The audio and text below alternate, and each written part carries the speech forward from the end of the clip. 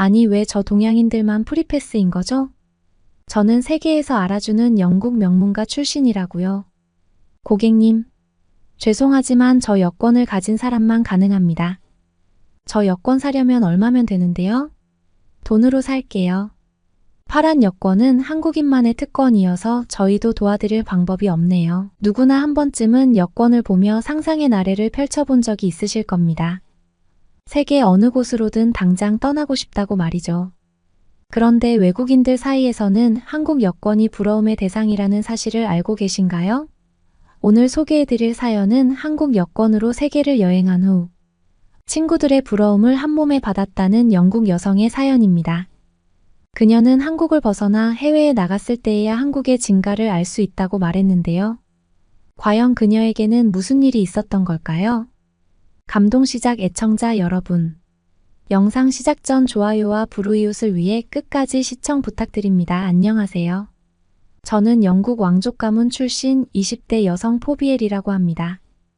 요즘 한국 문화와 한국 음식 때문에 전 세계적으로 한국이라는 나라에 대한 관심이 높아지고 있습니다. 저 역시 한국을 알게 된 것이 제 인생에서 가장 큰 행운이라고 생각하는 사람입니다. 제 경험담이 여러분들에게 한국과 영국의 실제 모습에 대해서 조금이나마 알 수 있게 되길 바라며 글을 써봅니다. 저는 영국에서 가장 오래된 대학인 옥스퍼드 대학에서 정치외교학을 공부하는 학생이었어요. 사실 많은 분들이 알고 계시겠지만 영국은 국제 정세에 민감한 국가이기 때문에 국가 경제가 늘 요동치곤 합니다. 전 정치학 박사가 돼서 우리나라의 발전의 일익을 담당하고 싶다는 원대한 꿈을 꾸고 있었죠. 하지만 영국에는 집안에 큰 꿈을 가진 딸이 태어나면 가족들이 큰 고생을 한다는 말이 있을 만큼 여성이 마음껏 꿈을 펼치기엔 여러 가지 제약이 따릅니다. 그나마 전 다른 친구들에 비해 훨씬 나은 조건이었는데도 여성 인권에 대해서 자유롭지 않은 나라 분위기 때문에 답답함을 느끼고 있었어요. 그러던 중 저와 같은 고민을 가진 학교 친구 소냐가 영국을 떠나 다른 나라에서 공부를 해보는 건 어떻겠냐고 제안하더군요. 그럼 유학 생활을 하는 동안 자유로운 분위기에서 열심히 공부할 수 있고 세상을 보는 시야도 넓어지지 않겠냐는 것이었어요. 전 친구의 말을 듣고 눈이 번쩍 뜨이는 것 같은 기분을 느꼈습니다. 그동안 다른 나라에서 공부를 해봐야겠다는 생각 자체를 하지 못했었거든요. 그저 영국에서 학교를 마치고 학위를 따면 그럭저럭 제 인생이 굴러갈 거라고 생각했기 때문이었죠. 다른 나라에서 공부를 하고 꿈을 펼친다는 상상만으로도 제 가슴이 뛰기 시작했습니다. 저는 소냐에게 어떤 나라로 유학을 가면 좋겠냐고 물었죠. 그런데 그녀는 조금의 고민도 없이 한국을 꼽더라고요. 한국 어째서 한국이야? 한국은 아시아의 작은 국가에 불과하지 않아. 당시 저는 한국이 영국보다 더 폐쇄적이고 가부장적인 분위기인 나라로 인식하고 있었어요. 제가 어렸을 적에 영국에는 대장금이란 한국 드라마가 열풍이 분 적이 있었는데 그 드라마만 봐도 한국은 여성이 꿈을 꾸는 게 너무 어려운 나라였거든요. 그러나 친구는 그런 저에게 몰라도 한참 모른다며 혀를 끌끌 찼어요. 한국 여성들은 사회나 문화 등 다양한 분야에 적극적으로 참여하고 활약한다는 것이었어요. 또한 영국은 중동 지역에서 한국과 수교를 맺은 최초의 나라이며 우호관계도 나쁘지 않아 입국 허가도 잘 나올 거라는 것이었습니다. 영국 학생들이 해외 유학을 선택할 때 미국이나 캐나다 혹은 유럽을 선호하는데 그런 나라들은 국제 정세에 따라 입국이 거부되거나 혹은 우리나라 정부에서 아예 허가를 해주지 않는 경우도 많다는 거였죠. 때문에 한국은 훌륭한 선택지가 될 수 있다는 게 친구의 주장이었습니다. 그래서 자신도 한국 유학을 준비 중이라는 거였죠. 저는 그때부터 한국에 대해서 알아보기 시작했어요. 한국의 치안이나 여성에 대한 사회적 분위기 그리고 문화나 음식도 꼼꼼히 공부했습니다. 그리고 저는 한국에 가보고 싶다는 열망으로 가득 찼어요. 한국이라는 나라가 제 꿈을 펼치고 한 인간으로서 성장할 수 있도록 만들어줄 수 있는 나라라고 확신했죠. 저는 몇 달간의 고민 끝에 한국에서 공부를 하겠다는 결심을 고쳤고 부모님께 제 결심을 말씀드렸어요. 부모님은 제가 캐나다나 미국이 아닌 한국으로 가겠다는 말에 깜짝 놀라셨죠. 기왕 유학을 가겠다면 좀 더 선진적인 나라로 가는 것이 낫지 않겠냐면서 말이에요. 저는 그런 부모님에게 한국으로 유학을 가야 하는 이유를 세세하게 설명하고 설득했어요. 한국의 높은 교육 시스템과 안전한 치안, 그리고 여성에 대한 편견이 없다는 점도 적극적으로 말씀드렸죠. 결국 부모님은 한국 유학을 허락해 주셨고, 그렇게 저는 친구 소냐와 함께 한국의 역사 깊은 대학으로 유학을 떠나게 됐습니다. 한국에 도착을 한 뒤 처음에는 낯선 문화에 어리둥절했던 경우가 많았어요. 어른을 공경하고 예의와 체면을 중시하는 부분도 생소했죠. 하지만 한국은 정말 매력이 넘치는 나라였어요. 남학생과 여학생을 가리지 않고 한데 어울려 자유롭게 공부하는 면학 분위기는 영국에선 거의 느껴보지 못한 경험이었죠. 교수님이나 학교 행정 또한 여성에 대한 차별과 불이익은 조금도 없었습니다. 편리한 대중교통과 안전한 치안은 제가 한국에서 안심하고 마음껏 공부할 수 있는 이유였고, 선진적인 첨단 도시와 아름다운 자연환경이 어우러진 한국은 제 마음을 단숨에 사로잡았죠. 무엇보다도 영국에선 맛볼 수 없는 음식은 너무나도 훌륭했어요. 한국은 음식에 대한 정성이나 창의성이 전 세계 최고라고 해도 모자람이 없었습니다. 한국의 매력에 완벽히 빠져든 저는 예정된 유학 기간을 훌쩍 넘겼고, 계획엔 없었던 대학원 과정까지 밟게 되었죠. 간단한 단어도 잘 몰랐던 제 한국어 실력은 어느덧 제 의사표현을 어렵지 않게 할 수 있을 정도로 발전했고, 또 한국에서 폴란드 남자친구를 만나서 예쁜 사랑도 키워갔어요. 그리고 어느 순간 한국이라는 나라에서 영원히 살고 싶다는 생각이 들었죠. 영국은 저를 태어나게 만들어준 나라지만 한국은 저를 성장하게 한 나라라고 말할 수 있습니다.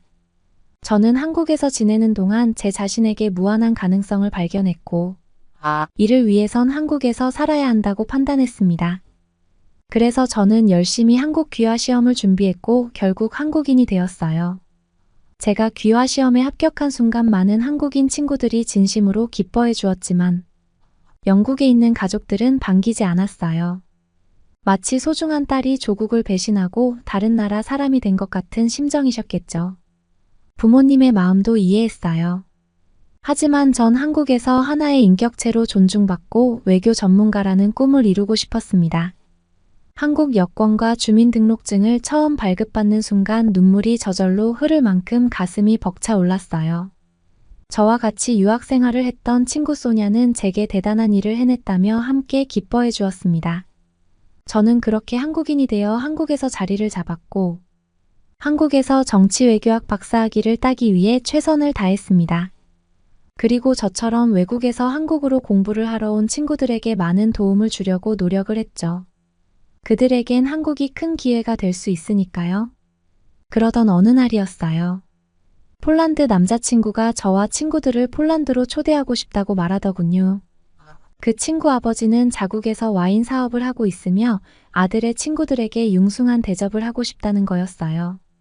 비행기 티켓이나 체류비 같은 건 전부 부담해 줄 테니 아무 걱정하지 말라면서 말입니다. 평소 여행을 좋아했던 저는 무척 흥분했어요. 남자친구의 부모님을 볼 수 있다는 것도 너무 좋았고 이번 기회에 마음껏 유럽을 구경해야겠다고 생각했죠. 그렇게 저와 몇몇의 친구들은 남자친구의 배려로 여행을 떠나게 된 겁니다. 저희 멤버는 다양한 국가 출신의 친구들로 구성됐어요. 제 영국 친구 소냐는 물론 우크라이나 친구와 러시아 친구도 있었고 폴란드 출신과 미국 출신도 있었어요. 저희 일행은 난생 처음 하는 유럽 여행에 흥분하며 비행기에 올랐고 긴 비행 끝에 폴란드에 무사히 도착을 할 수 있었습니다. 그런데 폴란드에서 예상치 못한 뜻밖의 문제가 생기고 말았죠. 저와 남자친구는 무사히 입국을 했는데 다른 친구들이 입국 심사대를 통과하지 못했다는 겁니다. 이유를 물었더니 다른 나라의 여권 소지자는 폴란드에 입국을 하기 위해선 심층 인터뷰가 필요하다는 것이었어요. 미리 비자 신청을 해놓았는데도 불구하고 말입니다. 그들은 이리저리 옮겨다니며 몇 차례에 걸쳐 인터뷰를 했고 덩그러니 둘만 남은 저와 남자친구는 인터뷰를 하는 친구들을 기다리느라 지쳐 있었죠. 그런데 갑자기 남자친구가 갑자기 고개를 갸웃거리며 저를 보더니 저한테 이렇게 묻는 겁니다. 자신은 폴란드 국민이니까 당연히 입국 심사가 간소하지만 한국 여권을 들고 있는 너는 왜 자신과 똑같이 입국 심사를 할 것도 없이 무사히 통과하는 거냐고 말이에요. 그 말을 듣고 저도 좀 의아했습니다. 처음엔 의식하지 못했는데 입국 심사를 다시 받는 친구들을 보니까 의문점이 들더라고요. 궁금증을 참지 못한 남자친구는 입국 심사 직원에게 질문을 던졌어요. 다 같이 한국에서 입국했는데 왜 한국 여권을 가진 친구만 빼고 나머지는 까다롭게 심사를 하느냐고 말이에요. 그러자 그 직원이 한국의 여권 파워가 얼마나 센지 모르냐며 웃더라고요. 한국은 폴란드와 사직 면제 협정에 의거해서 무비자로 입국을 할 수 있으며 자신이 알기론 한국 여권을 들고 있으면 전 세계의 웬만한 국가는 무사 통과라고 하는 겁니다. 그건 저조차도 잘 몰랐던 사실이었는데 한국 여권이 이 정도로 힘이 세다는 게 정말 놀랍더라고요. 심지어는 미국 여권도 이길 정도니까 말이에요. 결국 다른 친구들은 1시간을 넘겨서야 심층 인터뷰를 마쳤지만 불행히도 인도 친구는 폴란드 입국이 거절됐고 한국으로 다시 되돌아가야만 했습니다. 나머지 친구들도 여러 가지 서류 절차를 마치고서야 겨우 입국을 할 수 있었죠. 인도 친구는 결국 공항에서 대기하다가 쓸쓸히 한국행 비행기를 타야만 했습니다. 저는 그때 여건에 따라 입국이 거절될 수도 있다는 사실을 처음 알았어요. 제가 한국 여권을 가지고 있다는 사실이 얼마나 다행으로 느껴졌는지 모릅니다. 우린 그런 우여곡절 끝에 폴란드 친구의 대저택에 도착을 했어요. 친구 아버지는 저희를 격하게 반기며 맛있는 음식과 훌륭한 숙소를 제공해 주셨습니다. 저희는 그곳에서 편안하게 여독을 풀었고 이튿날부터 폴란드의 유명 명소를 관광했어요. 그렇게 며칠을 폴란드에서 머물다가 기차를 타고 독일로 이동을 하기로 했습니다. 기차 안에서 이런저런 이야기를 나누며 독일로 향하는 길은 아주 독특한 경험이었어요. 한국의 KTX나 SRT처럼 빠르고 편리하지 않았어요. 와이파이도 되지 않고 심지어는 전화도 안 되는 구역도 있더군요. 그러나 친한 친구들끼리 함께하는 여행은 충분히 의미가 있는 순간이었죠. 그런데 저희에게 기차 역무원이 다가오며 승차권 검사를 하더라고요. 소유하고 있는 여권과 함께 승차권을 달라는 요구를 받았어요.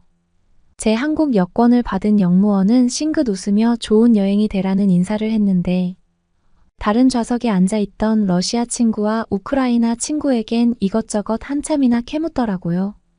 독일에는 왜 가려고 하느냐, 폴란드에는 언제 입국을 한 거냐, 집안 부모님은 뭘 하시는 분이냐.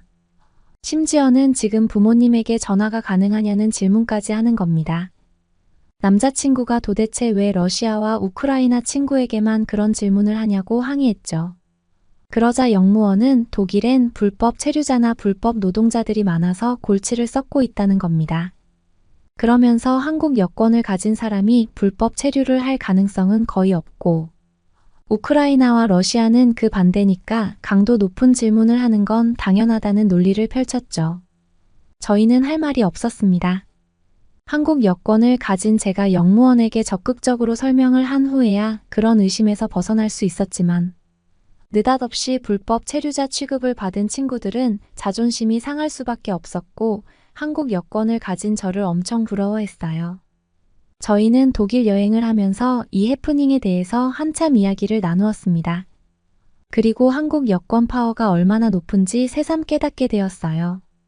러시아 친구는 여권 때문에 무시를 당한 자신의 경험이 이번 한 번이 아니라고 고백하더군요.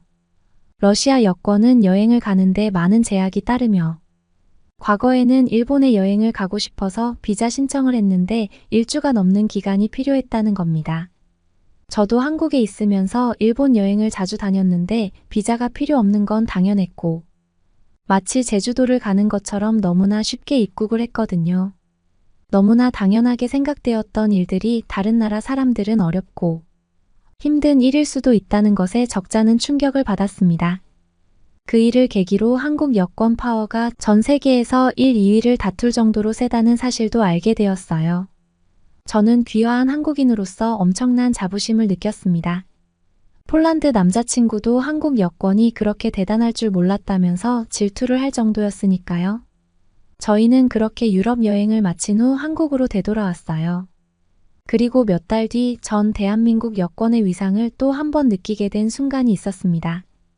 남자친구와 함께 베트남으로 여름 휴가를 떠나게 됐습니다. 그런데 남자친구가 베트남 여행을 떠나려면 전자비자를 발급받아야 한다고 주장을 하더라고요. 저는 그에게 무슨 소리냐고 반문했어요. 수많은 한국 사람들이 베트남 여행을 갈 땐 비자 없이 간다고 했더니 도저히 믿질 않는 겁니다. 유럽 사람들은 베트남에 갈 때에는 최소 4일 전에 전자비자를 발급받아야 하는데 왜 한국인들은 그냥 갈 수 있냐며 폭풍 질투를 하더라고요. 전 남자친구에게 어깨를 의식하며 대한민국 여권이니까 당연하다고 놀려주었어요. 남자친구는 어쩔 수 없이 전자비자를 발급받았고 우리 두 사람은 베트남에 도착을 했습니다. 저는 입국 심사를 아무 질문도 받지 않고 통과를 했는데 폴란드 남자친구는 입국 심사에서 막혀버린 것이었어요. 그들은 남자친구에게 입국을 허락할 수 없다며 다시 비자를 발급받아오라는 요구를 했죠. 남자친구는 절망했습니다. 왜 여자친구는 그냥 통과인데 함께 온 자기만 입국이 되지 않냐고 항의했죠. 그러자 입국 심사 직원은 이렇게 대답했어요. 베트남에서 대한민국 여권은 자국 국민 여권과 동급입니다. 하지만 폴란드 여권은 조금이라도 의심 소지가 있으면 입국을 허락할 수가 없어요.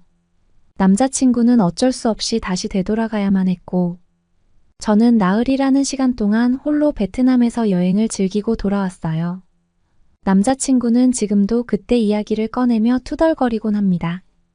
자신도 빨리 한국 귀화 시험을 보거나 저와 결혼이라도 해야 할 것 같다면서 말이에요.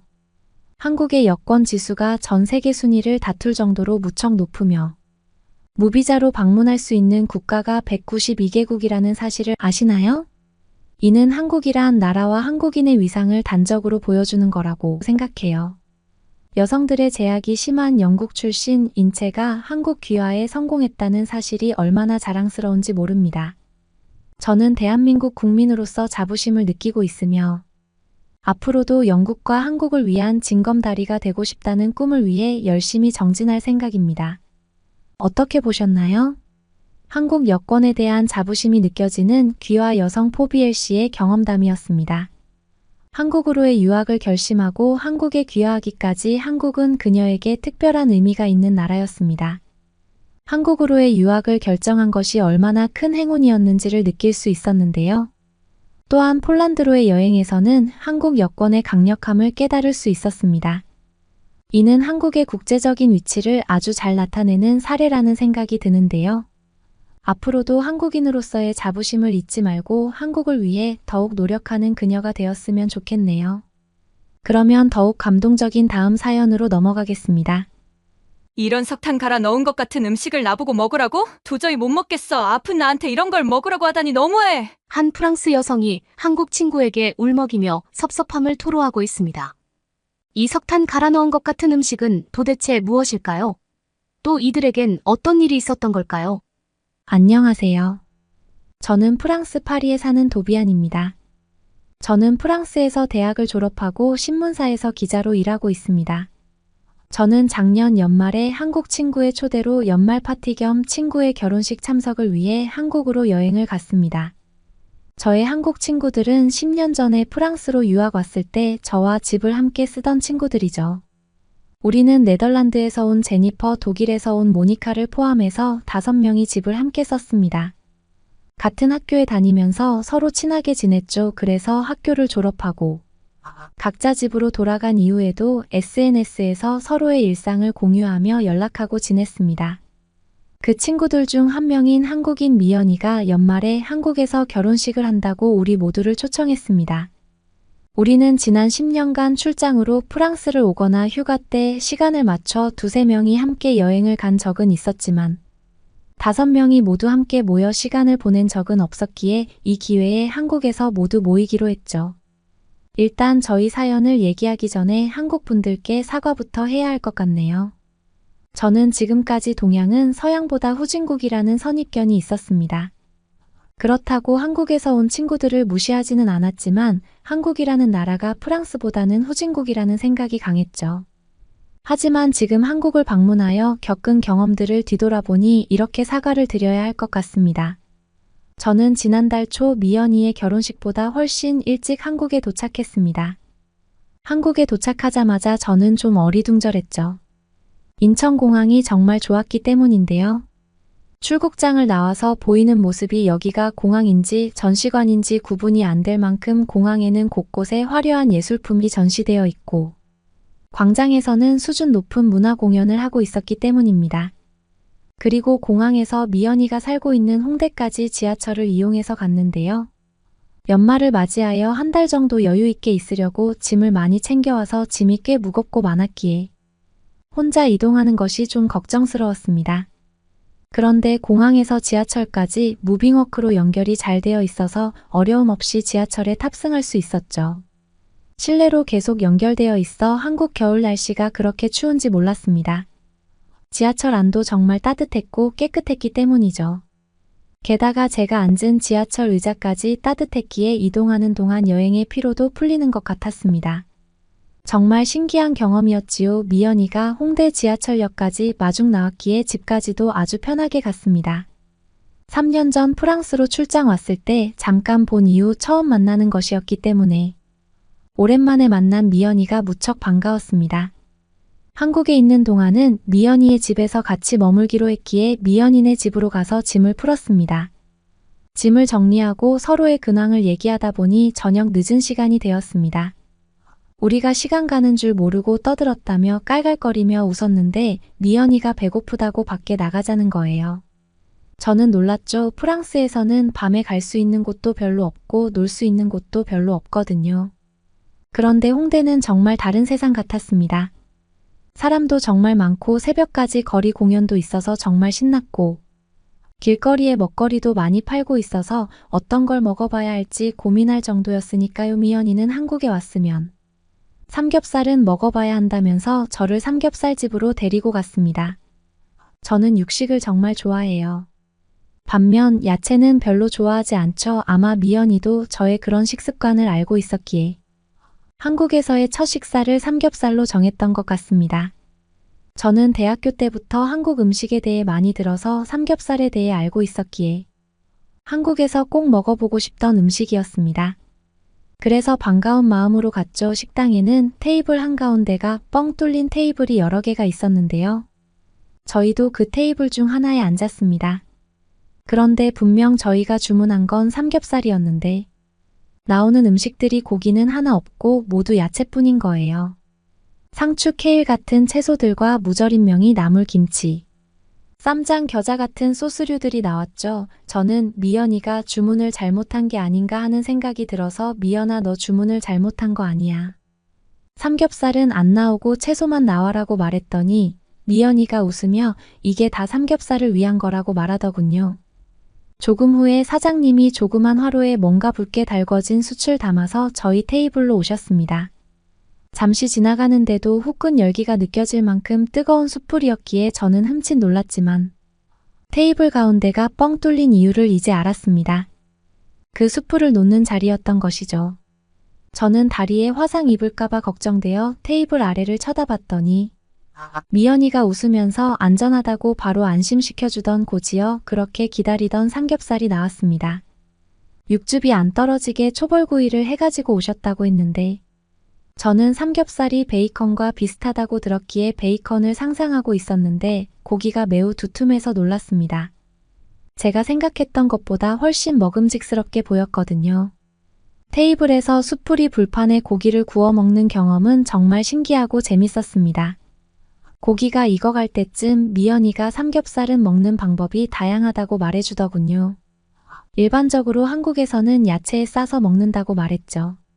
저는 야채를 정말 싫어했기에 인상을 찌푸렸습니다.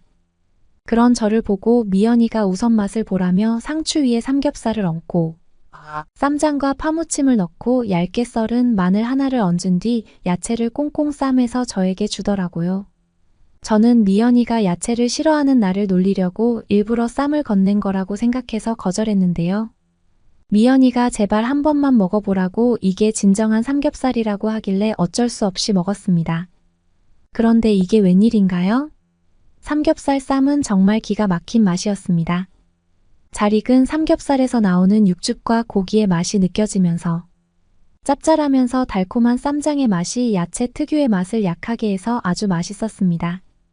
고기의 식감과 야채의 아삭한 식감이 잘 어우러져서 정말 환상적인 조합이라고 느껴졌죠.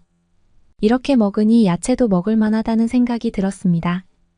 놀라워하는 저를 보면서 미연이가 활짝 웃으면서 쌈을 싸서 먹는 것도 맛있고 명이나물에 싸서 먹는 것도 맛있다면서 여러 가지 방법을 더 알려주었습니다. 정말 무엇과 같이 먹느냐에 따라 삼겹살의 맛은 변화무쌍하게 변하더군요. 환상적인 경험이었습니다. 미연이는 한국에 왔으면 소주를 마셔봐야 한다면서 말로만 들었던 소주를 주문했는데요. 고기를 먹고 나서 마시는 소주는 마치 미식가들이 다른 음식을 먹기 전에 입을 헹구는 듯한 깔끔한 느낌이 들어 다음 한 입을 먹는 기분을 좋게 해주는 묘한 재미를 느낄 수 있었습니다. 미연이는 소주만 먹는 것은 좀 쓰다면서 더 맛있는 맛을 알려주겠다며 맥주도 주문했습니다. 또 뭘 알려주려나 기대에 차서 궁금해하고 있었는데 소주와 맥주를 섞더라고요. 한국 칵테일이라고 생각하면 된다면서 소주와 맥주가 섞인 소맥이라는 것을 제게 주었는데요. 아까 소주는 좀 쓴맛이 강했는데 소맥은 소주의 쓴맛은 사라지고 깔끔한 느낌은 그대로 전달하면서 맥주의 시원한 느낌도 함께 느낄 수 있는 정말 기가 막힌 칵테일이었습니다. 한국은 음식에 정말 다양한 조합이 있다는 생각이 들었죠. 오늘 한 끼를 먹었을 뿐인데 이렇게 많은 조합을 경험할 수 있는 것이 신기했습니다. 마지막에는 김치와 콩나물 무침을 삼겹살에서 빠져나온 기름에 익혀 삼겹살과 함께 먹었는데요. 살짝 느끼한 입을 개운하게 해주면서 김치의 매운맛도 중화되는 별미였습니다. 저는 삼겹살과 사랑에 빠진 것 같습니다. 제가 평생 먹은 야채보다 지금 이 식당에서 먹은 야채가 더 많은 것 같은 느낌인데 이게 제 입속으로 정말 다 들어가고 있다는 것도 신기했습니다. 김치와 함께 야채와 함께 쌈장과 함께 먹는 삼겹살. 저는 삼겹살이 정말 축복받은 음식이라고 미연이에게 말했더니 미연이는 정말 크게 웃었습니다. 그렇게 우리는 오랜만에 만나 소주 한 병, 맥주 3병과 함께 삼겹살을 아주 맛있게 먹었죠. 자정이 넘어 새벽에 집에 돌아왔는데요. 여행 오기 전에 해야 할 일이 많아 무리도 하고 장시간 비행기를 타서 힘들었는지 밤새 열이 오르고 배가 아팠습니다. 어떻게 해야 할지 난감했는데 미연이가 아침에 제 얼굴을 보더니 바로 병원을 가는 게 좋겠다고 하면서 큰 병원으로 저를 데리고 갔습니다. 저는 의아했죠. 프랑스는 의료 서비스가 무료이긴 하지만 진료를 받으려면 꼭 예약을 해야 하고 예약을 해도 진료받기까지 한 달 이상 걸리는 경우가 많아서 대부분 큰 질병 치료를 목적으로 할 때만 병원을 찾거든요. 그래서 일반적인 증상은 병원에 가지 않고 약만 먹고 치료하는 게 대부분이라서 미연이가 나를 병원으로 데리고 간다고 했을 때 기대하지 않았고 진료를 받을 수 있다는 생각은 못했습니다. 그런데 병원에 도착했던 1시간도 안 되어 의사 선생님을 만날 수 있었죠. 의사 선생님은 장염이 의심된다면서 혹시 모르니 피 검사도 해보자고 하셨죠. 저는 미연이에게 검사를 하면 결과 나올 때까지 오래 걸릴 테니 그냥 참아본다고 했는데 열이 많이 나니 걱정된다. 면서 검사 결과는 금방 나온다고 말했습니다. 이 모든 게 오늘 다 끝난다고 프랑스는 검사 장비를 모든 병원이 갖추고 있는 것이 아니라서 검사 항목마다 직접 검사 장비가 있는 다른 병원에 가서 검사를 받아야 하고 검사 결과가 나오는 것도 며칠씩 걸리는데요. 정말로 피검사 결과가 몇 시간 후에 바로 나왔고 장염 증세 외에 다른 증상은 보이지 않는다며 며칠만 조심하면 된다고 의사 선생님이 말씀하셔서 저는 주사를 맞고 약을 받아 집으로 돌아왔습니다. 병원을 예약 없이 바로 다녀온 것도 신기했지만 그동안 아플 때 병원에 가지도 못하고 집에서 약만 먹던 게 생각이 나서 이런 의료 시스템이 가능한 한국이 정말 부러웠습니다. 주사를 맞고 나니 금세 다 나은 것 같은 느낌도 들었습니다. 평소 같았으면 일주일은 고생하며 앓았을 텐데 정말 신기했죠. 아직 미열이 있고 병원에서 당분간 무리하는 활동은 하지 말라고 했기에 다음 날까지는 집에서 쉬기로 했는데요. 저는 집에서 미연이가 저를 위해 음식을 차려주는 것도 미안하고 큰 마음 먹고 온 한국이었고 어제 먹었던 삼겹살도 맛있었기에 다른 음식도 먹어보고 싶은 마음도 들어서 미연이에게 나가서 먹자고 말했죠. 미연이는 그런 저를 말리면서 누워서 쉬라고 하더군요. 근데 미연이가 점심시간이 다 되어 가는데도 준비를 안 하고 저와 얘기를 하면서 제 옆에 있는 거예요. 그래서 궁금한 마음에 우리 점심 어떻게 하지라고 물었더니 미연이가 한국에서 장염으로 아플 때 먹는 음식을 시켜준다 하더군요. 흑임자 죽이라는 걸 아픈 저를 위해서 시켜주었어요. 저는 그런 음식이 있다는 것도 놀랐고 주문한 지 20분 만에 음식이 배달되어 또 놀랐습니다. 뚜껑을 열어보니 까만 석탄색의 음식이었습니다. 보자마자 저는 못 먹겠다고 거부했죠. 프랑스에서도 오징어 먹물 같은 검은 소스를 먹긴 하지만 이건 완전 검은색도 아닌 것이 희미한 회색 같은 그런 불쾌한 색이었어요. 안 그래도 입맛이 없는데 검은색 수프를 보니 더 입맛이 떨어지는 기분이었거든요. 미연이는 이건 흑임자 죽이라는 건데 고소한 검은깨를 갈아서 만든 것이라서 색이 까만 거라며 정말 맛있다며 한 입 먹어보라고 계속 권했습니다. 어제 미연이가 권했던 것들은 다 저를 매료했기 때문에 저는 미연이를 믿고 한 숟가락 입에 넣었죠. 살짝 끈끈하면서 수프와는 다른 부드러운 식감이었는데요. 처음 먹어본 맛이었지만 정말 고소하고 부드러워서 아주 좋았습니다. 그동안 고소하다는 말을 한국 친구들에게 많이 들었었는데 어떤 느낌인지 정확히 몰랐습니다. 이번에 흑임자죽을 먹으면서 고소하다는 맛을 좀 더 이해할 수 있었죠. 아파서 별로 배가 고프지 않았는데도 한 그릇을 금방 다 먹어버렸습니다. 같이 온 반찬들도 흑임자죽과 너무나도 잘 어울려서 반찬까지 다 먹었죠. 그런 저를 보면서 미연이는 정말 아픈 거 맞냐며 농담을 하기도 했죠. 미연이의 보살핌을 받은 하루 푹 쉬었더니 컨디션이 빨리 회복되었습니다. 그래서 그 다음 날에는 미연이와 함께 영화를 보러 갔습니다. 영화관 근처에서 영화표를 예매하고 근처 카페에서 차를 마시며 영화 시간을 기다렸어요. 영화관도 미연이네 집에서 걸어서 5분 거리에 있었는데요. 정말 미연이네 집 근처에는 모든 시설이 다 있었습니다. 편의점, 마트, 약국, 병원이 모두 걸어서 금방 갈 수 있는 거리에 있다는 것이 놀라웠고 정말 편했습니다. 영화가 시작할 때까지 시간이 조금 남아 카페에 있는 동안 미연이는 노트북을 꺼내서 업무를 보고 있었고 저는 그 사이 잠시 화장실에 다녀왔습니다. 다시 카페로 돌아왔는데 미연이는 온데간데 없고 테이블에 노트북만 덩그러니 있어서 저는 미연이에게 무슨 일이 생긴 건가 당황하며 주변을 둘러보았습니다. 저 멀리서 미연이가 영화 보면서 먹을 간식을 사서 오는 모습이 보였죠. 저는 정말 놀라서 물었죠.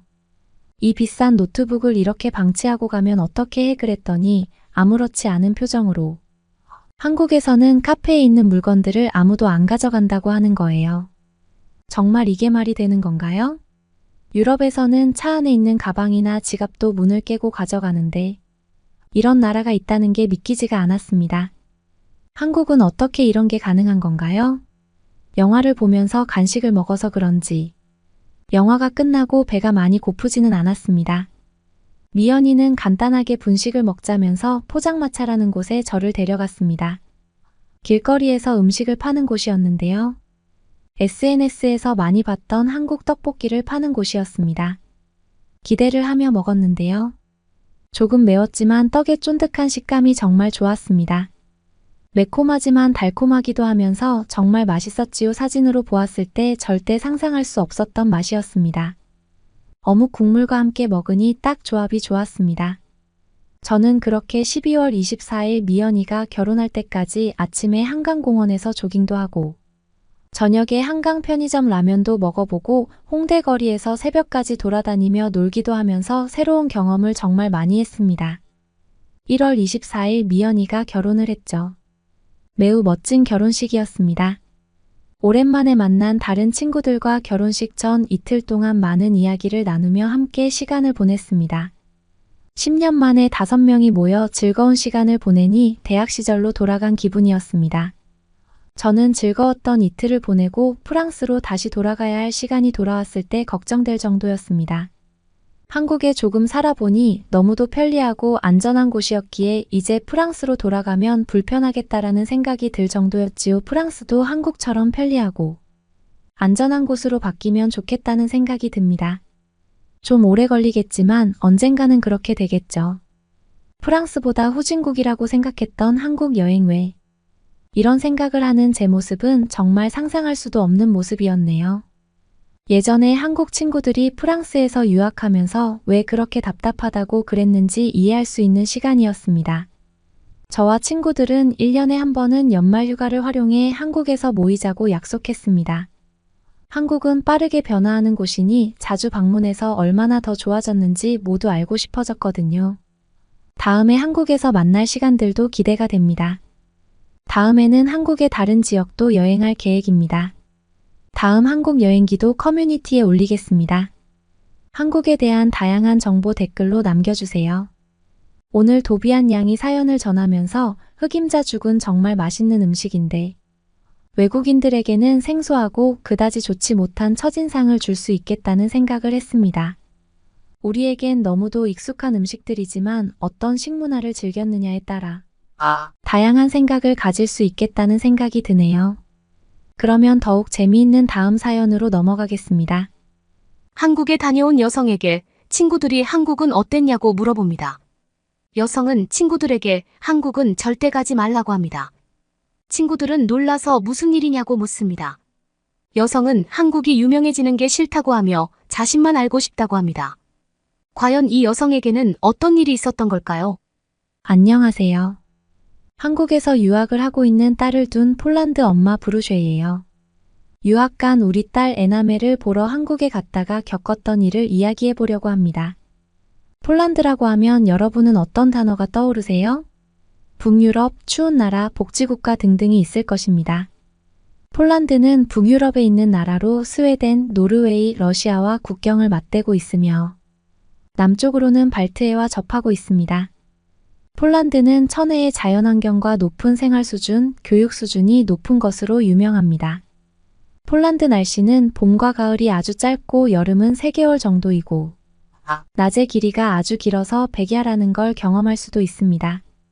그리고 북극과 가까워서 겨울은 몹시 춥고 눈이 아주 많이 내리고 오로라도 관측할 수 있습니다. 그래서 추위에 대해서는 아주 익숙하다고 할 수 있어요. 저는 남편을 일찍 사고로 잃어서 딸과 둘이 함께 살고 있었습니다. 아빠가 없어서 아이에게 부족하게 느껴지지 않도록 아빠 목까지 애정을 줬어요. 정말 다행히도 에나멜은 똑똑하고 독립적으로 잘 자라줬고 공부도 꽤 했습니다. 처음 한국으로 에나멜이 유학하러 가겠다고 했을 때 유럽에 많은 유명한 대학이 있는데 왜 한국같이 먼 나라에 가냐고 했어요. 제 딸은 수학과 과학 과목을 잘했는데 한국의 대학으로 의학을 배우러 가겠다고 했어요. 한국은 의학 기술이 뛰어나고 도시에 병원도 곳곳에 있다며 자신은 꼭 한국에서 의학을 배워야겠다며 저를 설득했습니다. 저는 하나뿐인 딸이 너무 멀리 떨어진다는 사실이 매우 섭섭했어요. 하지만 부모된 입장에서 꿈을 이루기 위해 하나라도 마다하지 않고 가겠다는 아이를 반대하는 건 아니라는 생각이 들어서 허락하게 되었습니다. 에나멜은 자주 전화했는데 정말 잘 지내고 있고 한국이 너무 좋다고 했어요. 저는 그냥 잘 지내고 있다고 말하고 싶어서 그런 건가 제가 걱정할까 봐 그러는 건가 한국이 너무 좋다니. 무슨 말이지 여러 가지 생각이 들었습니다. 그래서 한국이 어떤 나라인지 직접 경험하고 싶기도 하고 한국으로 딸을 보기 위해 여행을 가기로 했습니다. 폴란드에서 3시간 걸려서 한국에 도착할 수 있었습니다. 한국의 인천공항에 도착했는데 저는 너무 깜짝 놀랐습니다. 한국의 공항은 상상 이상으로 좋은 곳이었습니다. 모든 것은 디지털화되어서 편리했고 게다가 굉장히 멋진 건물의 디자인은 미래 세계의 상상 속에서나 생각하던 공항 같았어요.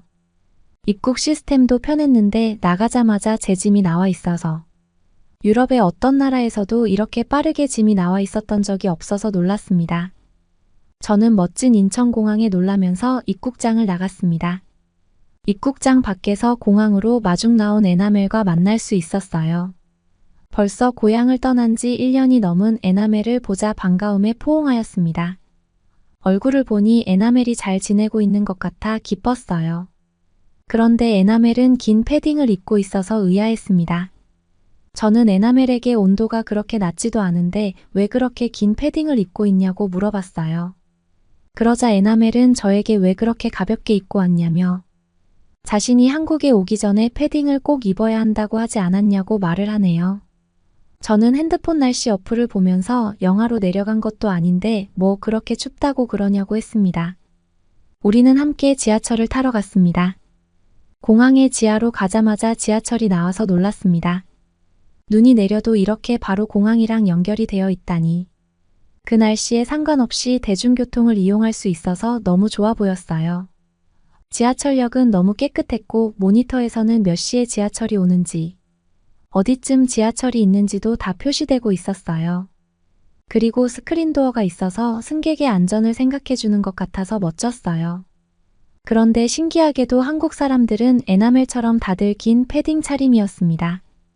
저는 한국 사람들이 추위에 참 약한 것 같다고 생각했어요. 지하철이 도착하고 우리는 지하철을 탔습니다. 지하철역도 난방이 되어 따뜻했는데 지하철도 타자마자 너무 따뜻했어요. 우리는 함께 좌석에 앉았는데 갑자기 엉덩이가 따뜻해지는 것입니다. 저는 너무 놀라서 에나멜에게 좌석이 따뜻하다고 했더니 한국은 지하철 좌석에도 난방이 되어 있다는 것이에요. 폴란드도 지하철이 난방되기는 했는데 좌석까지 되는 걸 본 적은 없었거든요. 한국의 지하철은 정말 놀라웠습니다. 우리는 에나멜의 집이 있는 동네 지하철역에 내렸어요. 그리고 에스컬레이터를 타고 지상으로 올라왔습니다. 11월이었지만 대부분 기간이 겨울인 폴란드에서 온 저는 당연히 한국의 겨울쯤은 아무것도 아닌 거로 생각했습니다. 그런데 한국의 겨울은 상상을 넘어섰습니다. 분명히 온도로 보면 그렇게 낮은 온도가 아니었습니다. 폴란드는 영하 10도에서 15도까지 내려가는 게 일상이었기 때문입니다. 하지만 영하가 아닌데도 불구하고 바람이 차고 세차게 부는 한국은 너무 추웠습니다. 왜 다른 사람들이 긴 패딩을 입는지 실감이 되었습니다. 제가 한국은 너무 춥다고 놀라자 에나멜은 웃으면서 그것 보라면서 자신의 목소리를 제게 둘러줬어요. 저는 에나멜의 행동이 예뻐 보여서 딸을 잘 키웠다고 생각했어요. 에나멜은 자신도 한국 겨울쯤 아무것도 아닐 줄 알았다며 친구들이 긴 패딩을 입어야 한다고 하자 자신을 놀리는 거로 생각했다고 합니다. 하지만 겨울이 되자 추위를 체감하기로는 폴란드보다 한국이 더 춥게 느껴졌다고 했습니다. 게다가 너무 건조해서 코랑 입술이 잔뜩 말라서 가습기가 너무 필요했다고 하네요. 폴란드는 눈이 많이 내리고 그렇게 건조하지 않아서 한국에서 맞이하는 겨울은 참 추워서 놀랐다고 해요. 나중에 궁금해서 한국의 겨울이 왜 이렇게 추운지 알아보니 시베리아 고기압의 영향을 많이 받아서 차고 건조한 대륙성 공기가 한국으로 오기 때문이라고 했습니다. 그리고 건조해서 습도가 낮으면 건조한 공기가 피부의 수분을 빠르게 증발시켜서 더욱 차갑게 느껴질 수 있다고 하네요. 에나멜은 정말 12월에 추워지자마자 학교와 집만 왔다 갔다 했고 추위를 견딜 수가 없어서 내복과 롱패딩을 사서 입었다고 말해줬어요. 저는 처음 한국이라는 낯선 나라에서 적응하느라 힘들었을 딸을 생각하니 마음이 아팠습니다. 그래도 지금 잘 지내는 모습을 보자 대견스러웠어요. 딸의 원룸으로 갔는데 한국의 오피스텔이라는 곳은 굉장히 높은 건물이었습니다. 엘리베이터를 타고선 딸의 집으로 들어갔어요. 작은 원룸이었지만 세탁기와 작은 부엌이 있고 예쁜 식탁도 있었어요. 침대와 식탁 사이에는 칸막이로 구분이 되어 있어서 공간을 구분해 놨더라고요. 높은 층수라서 창 밖으로 한국의 모습이 보였는데 높은 빌딩이 가득한 대도시의 모습이 보였어요. 밖이 엄청 추웠지만 집은 굉장히 따뜻했어요. 에나멜은 제게 한국은 온돌 시스템이라는 난방을 사용해서 바닥이 아주 따뜻하다고 했어요. 정말 발바닥이 따뜻한 게 느껴졌어요. 폴란드에서는 라디에이터를 쓰기 때문에 집안의 공기를 데우는 방식이라 집이 따뜻해져도 바닥은 늘 차가워서 집안에서도 양말을 항상 신어야 했어요. 딸 아이는 바닥에 한번 앉아보라고 해서 바닥에 앉았는데 세상에나 이렇게 따뜻하고 좋다니 온돌이라는 시스템이 마음에 무척 들었습니다.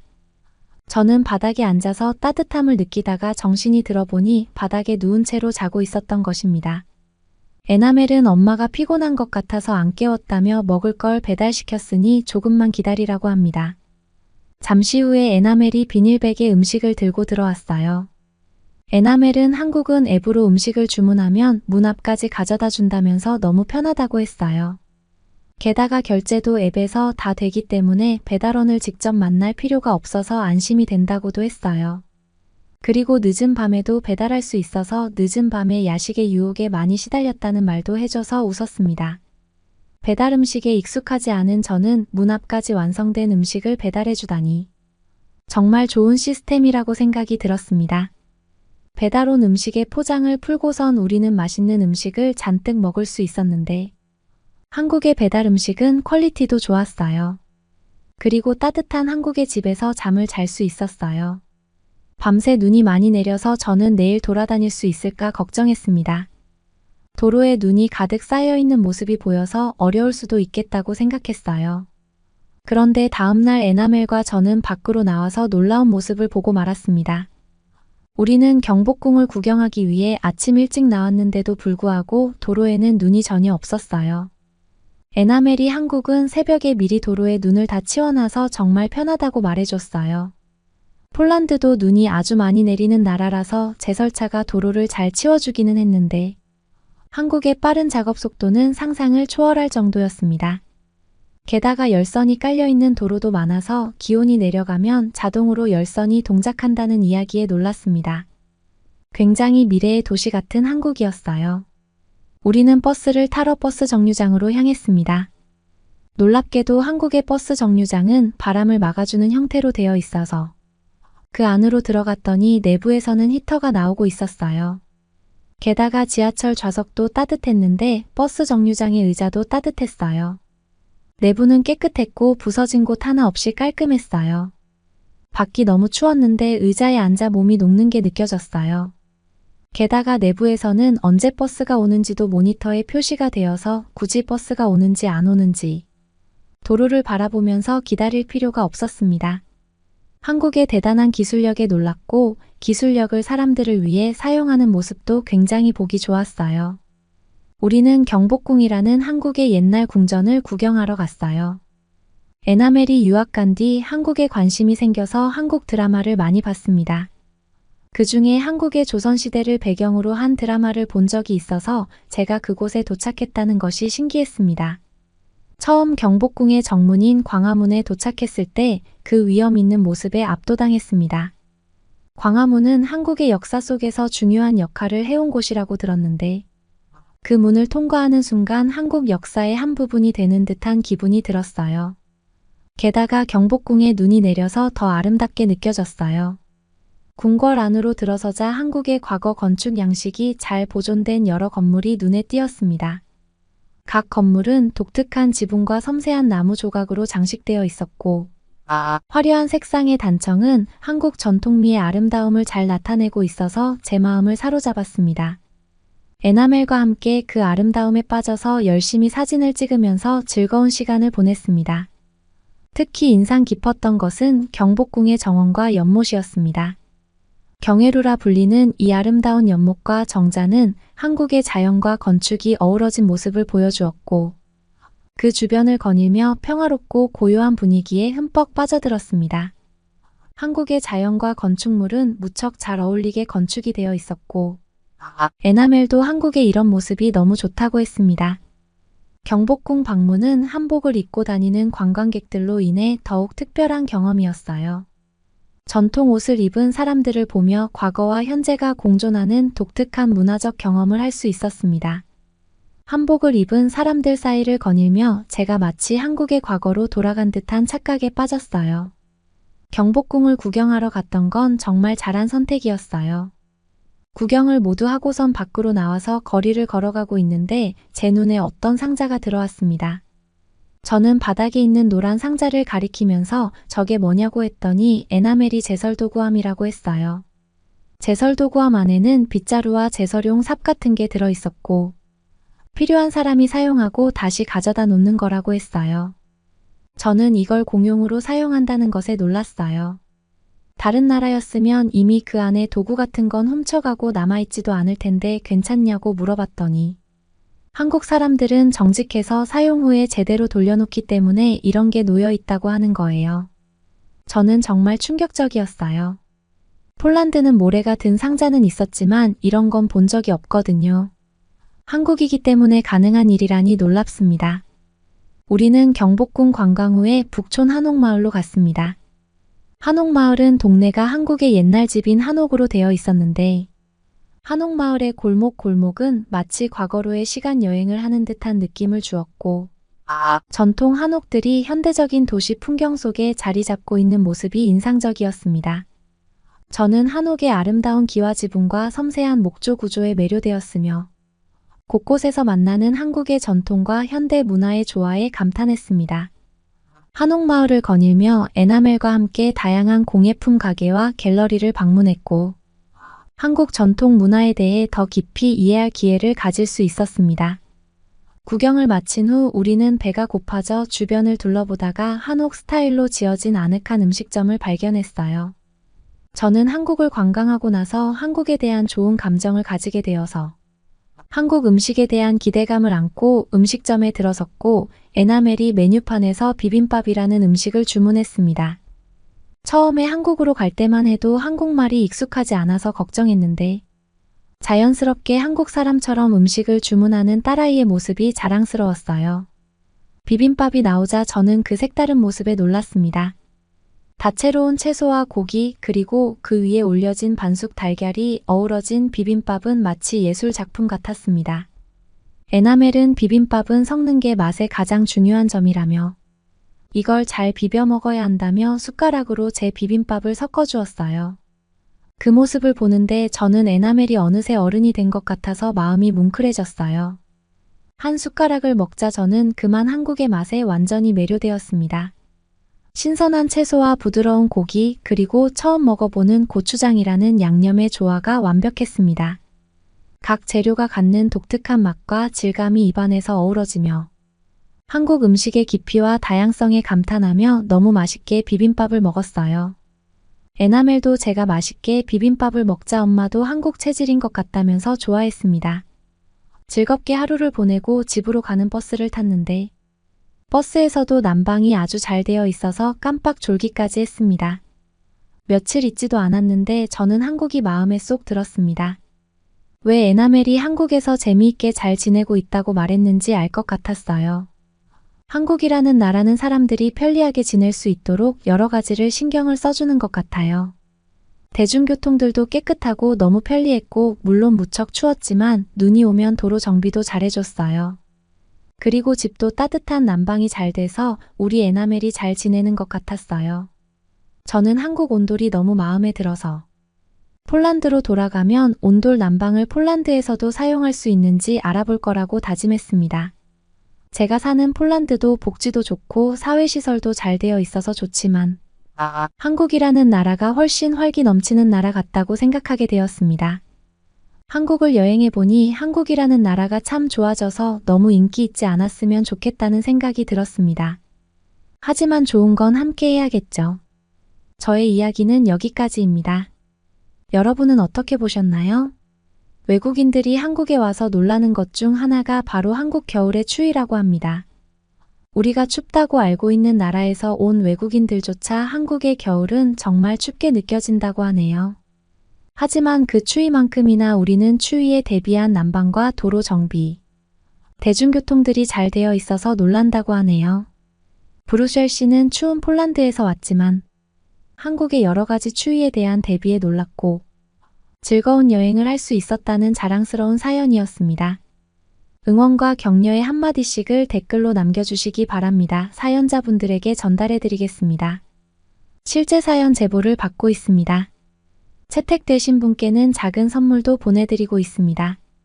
저희의 사연이 여러분의 하루에 작은 힘이 될 수 있었으면 좋겠습니다. 감동적인 사연을 주변 분들과 이야기 나눠보세요. 더욱더 좋은 영상으로 다시 찾아뵙겠습니다.